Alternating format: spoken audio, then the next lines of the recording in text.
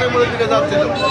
দুজনে সামনাসামনি মোটরসাইকেল, মানে যারা অ্যাক্সিডেন্ট মানে মারা গেছে তাদের মোটরসাইকেলের স্পিডটা অনেক বেশি ছিল। বেশি থাকার কারণে এই আনোয়ারের সাহেবের সাথে সামান্য ধাক্কায় ওনারা ছিটকে পড়ে যায়। পড়ে গেলে ঘটনাস্থলে সবুজ এবং ভাই মৃত্যুবরণ করে। শাহিন এখনো অসুস্থ আছে, তাকে আমরা মারা গেছে সবুজ আর ফাহিম। এদের বাড়ি কিশোরগঞ্জ। এদের বাড়ি নয়া খালপাড়া, ডাঙ্গারহাট, কিশোরগঞ্জ। নয়া খালপাড়া, কিশোরগঞ্জ, নীলফামারী।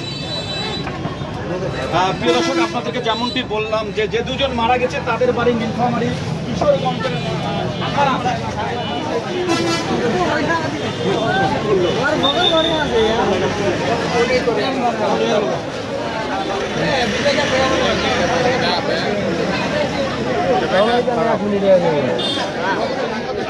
লাখ